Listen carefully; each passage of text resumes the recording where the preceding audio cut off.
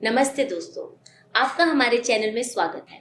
आज हम बात करेंगे आईवीएफ के बारे में और उससे जुड़े चैलेंजेस के बारे में। इन चैलेंजेस को ओवरकम कैसे किया जाए और पहले ही प्रयास में आईवीएफ को कैसे सफल बनाया जाए। क्या आप जानते हैं कि आईवीएफ की सफलता दर कई फैक्टर्स पर निर्भर करती है, जैसे कि आपकी उम्र, आपकी प्रेजेंट हेल्थ कंडीशन और किस कारण की वजह से आईवीएफ किया जा रहा है, और इसके अलावा आपकी एग्स की क्वालिटी कैसी है और आपके स्पर्म्स का नंबर और क्वालिटी कैसी है।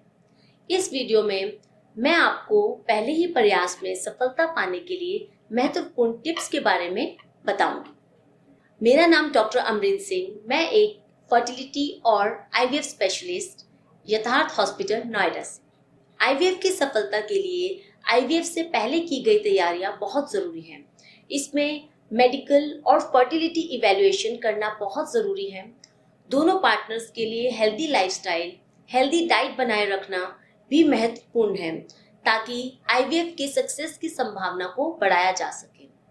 डॉक्टर से अपनी पास्ट मेडिकल हिस्ट्री को शेयर करें और डॉक्टर से कुछ भी ना छुपाएं।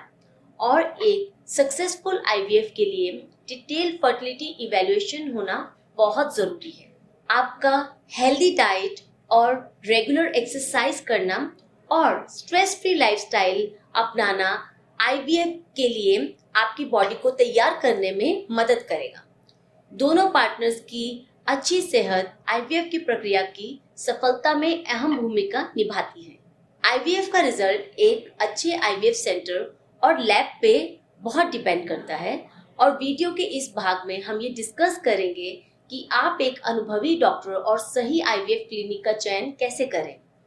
एक सही आईवीएफ क्लिनिक चूज करने के लिए आपको उस क्लिनिक के बारे में रिसर्च करना बहुत जरूरी है। उसकी सफलता दर पर ध्यान दें। उस क्लिनिक में किस तरीके की टेक्निक या टेक्नोलॉजी का इस्तेमाल किया जा रहा है, उस पर ध्यान दीजिए।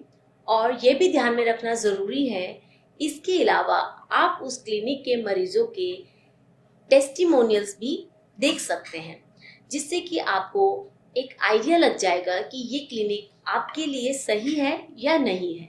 हमने अपने पास एक्सपीरियंस में और रिसर्च में ये पाया है कि जो क्लिनिक लेटेस्ट टेक्नोलॉजी का इस्तेमाल करती है, उस क्लिनिक का सक्सेस रेट ज़्यादा होता है।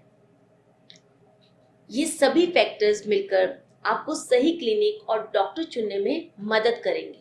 आपको आपका आईवीएफ ट्रीटमेंट स्टार्ट करने से पहले आईवीएफ की पूरी प्रक्रिया के बारे में नॉलेज होना बहुत ज़रूरी है, कि आईवीएफ कैसे किया जाता है और इसमें क्या क्या स्टेप्स इन्वॉल्व हैं।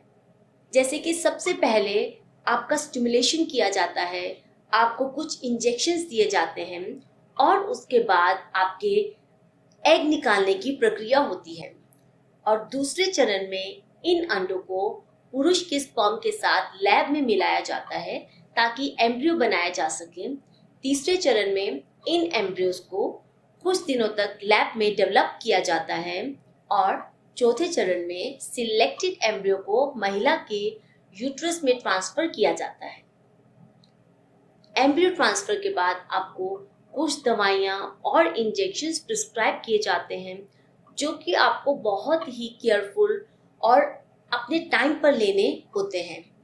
पूरी प्रक्रिया के दौरान आपके डॉक्टर की निगरानी में रहना बहुत ज़रूरी है। कस्टमाइज ट्रीटमेंट प्लान, जैसा कि हमने पहले भी कई वीडियो में डिस्कस किया है कि हर एक आईवीएफ साइकिल अलग होती है।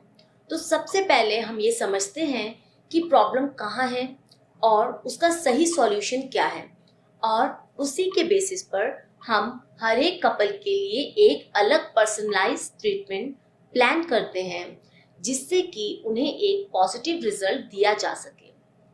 आपकी मेडिकल हिस्ट्री, उम्र और फर्टिलिटी कंडीशन के आधार पर डॉक्टर आपके लिए एक कस्टमाइज प्लान तैयार करते हैं, और इसमें स्टिमुलेशन के दौरान आपके रेगुलर टेस्ट और अल्ट्रासाउंड किए जाते हैं, जिससे कि ये पता चलता है कि आप स्टिमुलेशन इंजेक्शंस को कैसे रिस्पॉन्ड कर रहे हैं, और क्या इन इंजेक्शंस की डोज बढ़ाना या कम करना है। और इसके अलावा भी अन्य महत्वपूर्ण चीज शामिल होती है।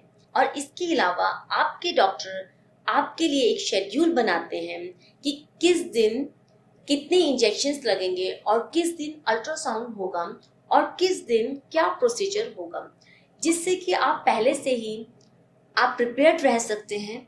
और अगर आप जॉब कर रहे हैं तो आप पहले से ही अपनी लीव अप्लाई कर सकते हैं। अगर आपके कोई डाउट्स हैं या आपके ट्रीटमेंट से रिलेटेड कुछ सवाल हैं तो ये सब आपको अपने डॉक्टर से ज़रूर डिस्कस करने चाहिए। यह आपको आईवीएफ ट्रीटमेंट के दौरान एक क्लैरिटी देगा और आप अपने आप को स्ट्रेस फ्री रख पाएंगे, जो कि एक सक्सेसफुल आईवीएफ के लिए बहुत ज़रूरी है। ये सपोर्टिव और प्लान्ड अप्रोच आपके ट्रीटमेंट के सफल होने की संभावना को बढ़ाता है। मैनेजिंग स्ट्रेस एंड इमोशंस, ऐसे में आपको तनाव और चिंता को मैनेज करना आना बहुत ज़रूरी है, क्योंकि अगर आप स्ट्रेस में रहते हैं तो ये आपके आईवीएफ सक्सेस रेट को कम कर सकता है। तनाव और भावनाओं को नियंत्रित करने के लिए माइंडफुलनेस, काउंसलिंग और सपोर्ट ग्रुप्स की मदद ली जा सकती है। माइंडफुलनेस मेडिटेशन आपकी मानसिक शांति बनाए रखने में मदद कर सकता है। काउंसलिंग से आप अपने विचारों और भावनाओं को शेयर कर सकते हैं, जो आपके लिए फायदेमंद हो सकता है। इन सभी उपायों से आप आईवीएफ प्रक्रिया के दौरान बेहतर तरीके से अपने तनाव और भावनाओं को मैनेज कर सकते हैं। IVF care and follow up, embryo transfer के बाद आपको कुछ प्रिकॉशंस बताए जाएंगे जो कि आपको स्ट्रिक्टली फॉलो करने हैं और अपनी मेडिसिन समय पर लेनी है, जिससे कि आपका सक्सेस रेट को बढ़ाया जा सकता है। अगर आप किसी भी चुनौती का सामना करते हैं, जैसे कि आपको कुछ बुखार आता है या कुछ और मेडिकल प्रॉब्लम होती है, तो आपको अपने डॉक्टर से कांटेक्ट करना है और उनसे बिना पूछे आपको कोई भी एक्स्ट्रा मेडिसिन नहीं लेनी है। फॉलोअप विजिट से डॉक्टर आपकी स्थिति की निगरानी कर सकते हैं और कोई समस्या होने पर तुरंत मदद कर सकते हैं। अब बात करते हैं बेड रेस्ट के बारे में। बहुत से पेशेंट्स का ये मानना है कि कंप्लीट बेड रेस्ट की हेल्प से आईवीएफ का सक्सेस रेट बढ़ाया जा सकता है, पर ये एक मिथ है। बल्कि स्टडीज में पाया गया है कि कंप्लीट बेड रेस्ट से आईवीएफ का सक्सेस रेट कम होता है, क्योंकि आपकी बॉडी में ब्लड सर्कुलेशन कम हो जाता है। तो कंप्लीट बेड रेस्ट न कर और आप अपनी नॉर्मल रूटीन को फॉलो करिए, जिससे कि आपका सक्सेस रेट बढ़ेगा। आप कमेंट्स में अपने विचार और सवाल जरूर शेयर करें और फर्टिलिटी और आईवीएफ से जुड़ी हुई और जानकारी के लिए चैनल को सब्सक्राइब कीजिए।